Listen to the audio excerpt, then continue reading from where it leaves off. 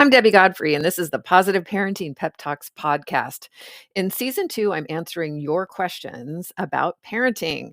So feel free to go to the link in the description and leave me a voice message, and I may answer your question on this podcast. Thank you so much for listening, and enjoy today's pep talk. I think your request to make something more specific actually played itself out tonight, which is why I'm late. So I have a very specific example. Oh, good. That helps.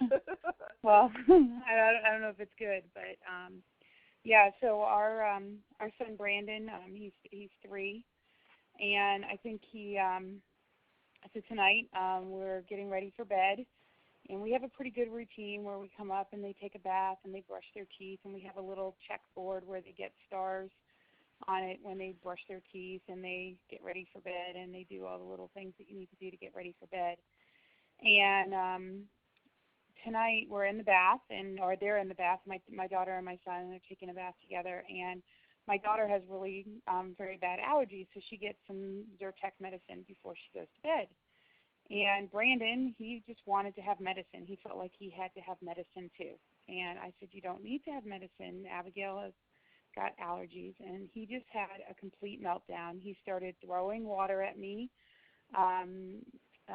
throwing water all over the bathroom, hitting his sister, reaching out to hit me. And he's just, pretty much inconsolable. And this goes on, and then he just has a complete meltdown where he's just totally sad and crying. And, I just ended up taking him to bed and just talking to him and calming him down and, just waiting till he fell asleep, which took a long time. Right. Oh, and this is after last night and getting ready for 10-day vacation, and boom. Yes. Yeah. Okay. So, this is just one example, but it plays out similarly like this. Okay. So first, I want you to tell me what you think happened there. Because I have an opinion, but I want you to kind of use what you've learned in the class and assess, where could you have intervened?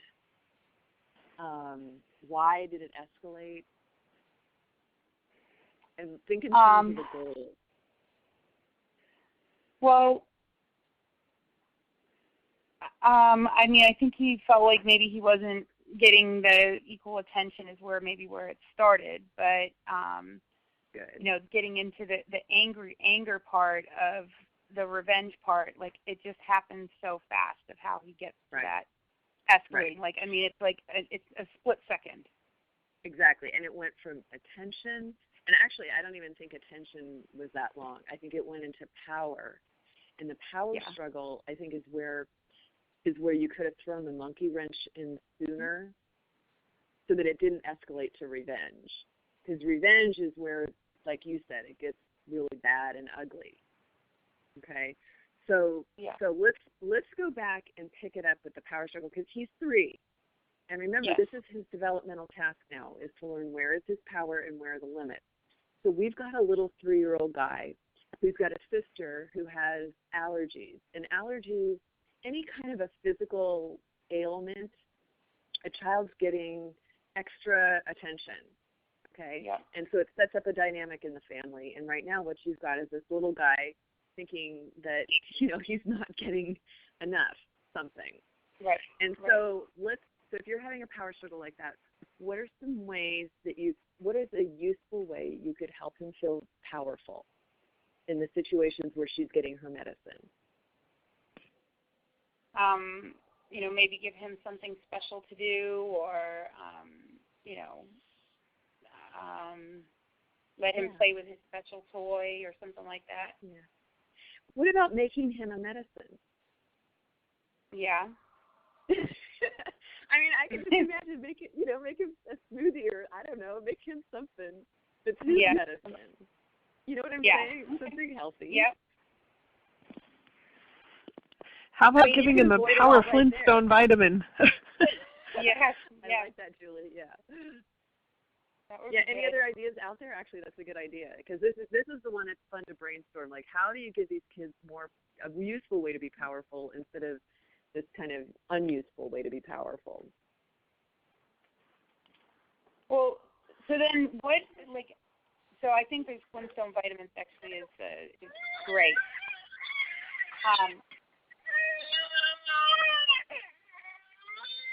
Is that a child you need to go handle?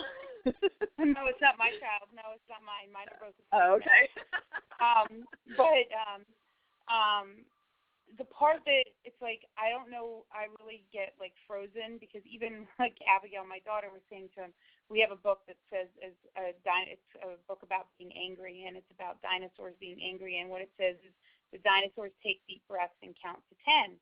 So I use that a lot, and I say, oh, I feel like I'm getting angry. I'm going to take some deep breaths and count to 10. And, you know, Abigail, my daughter, says, okay, I'm going to count to 10 and take some deep breaths. Because she was telling him, Brandon, take some deep breaths and count to 10, take some deep breaths. And he was just so far gone. It's just. He couldn't, yeah.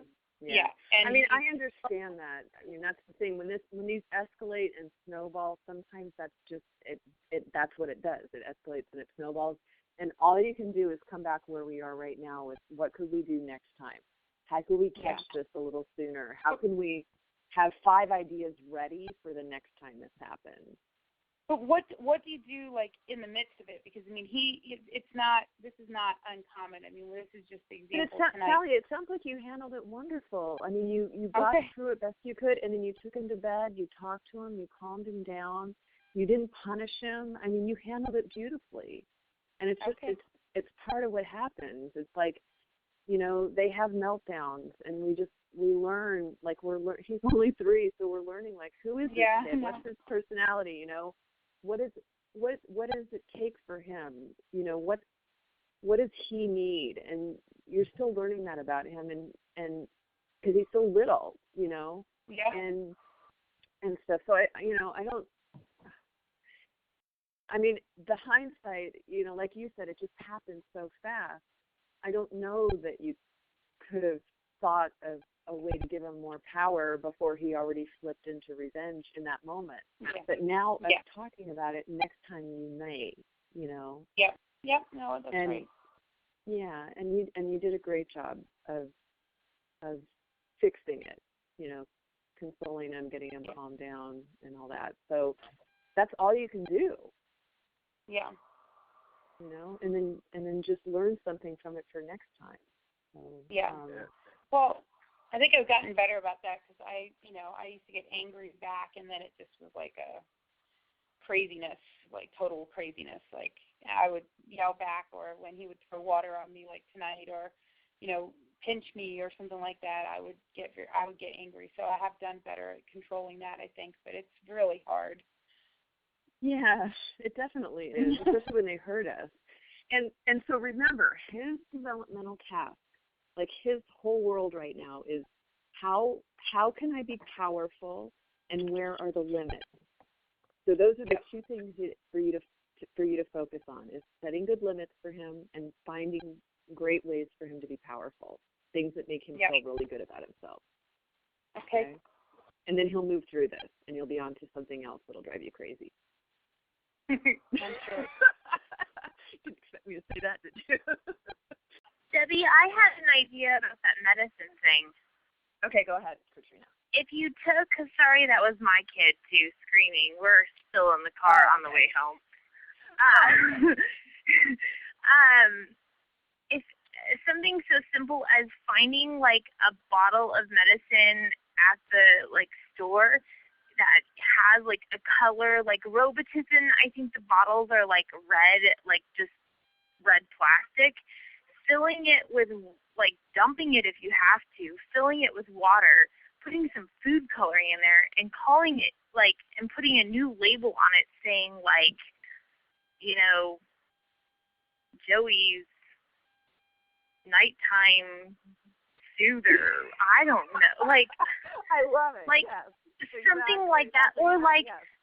they make this stuff. I don't know if you can find it here in America, but when we lived in Germany, there's something called Kinder tea, and it was tea, but it was like specially made for children, and it had like lavender in it, and so parents would like give their kids like teacup size glasses of it at nighttime, and So put that in, like, the child who actually gets medicine, put that in theirs, and then both kids have tea right before bed or something like that. So it takes the medicine getting aspect out of it as far as the attention for the one child, and they both get like special nighttime tea.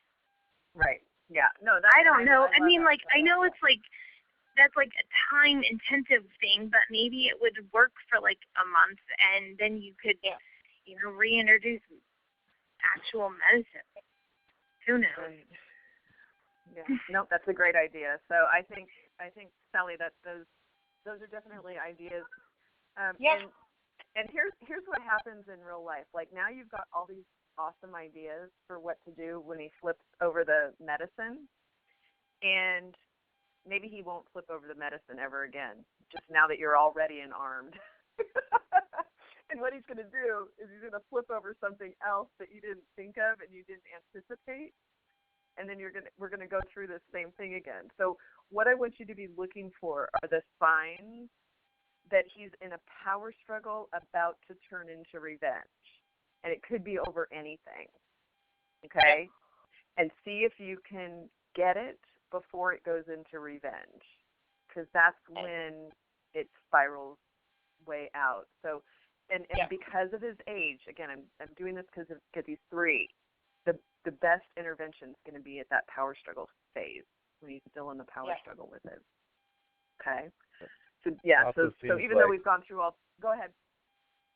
Sorry. Also seems like my recollection of 3 is an age where, when they're near bedtime, and at a certain point their rationality expires about 20 minutes before their physical bodies, and in that meantime you just got to recognize that their capacity for handling things is a little bit less than it would be during the rest of the day. Yeah, absolutely. Yeah, absolutely. If they're and this is for everybody all the time. If your child is overtired, hungry, any of their basic needs aren't met, they get out of their heads, and there is no positive parenting. You've got to feed them, get them to sleep, get them warm, whatever it is. And there's no talking sense into a child that has a basic need that's not met. So that's a great point to remember. If they're overtired, you just got to get them to zonk out, because there's nothing else you can do. Thank you. That was a good. Thank you for listening to today's Positive Parenting Pep Talks podcast. If you're into season 2 and you're listening to all these great questions that the parents have, and answers and ideas for what to do in all these different situations with your kids, please help us out. Like, share, subscribe, and especially leave us a positive review. All of that helps the podcast grow, and I really appreciate it. Thanks again for being here, and happy parenting.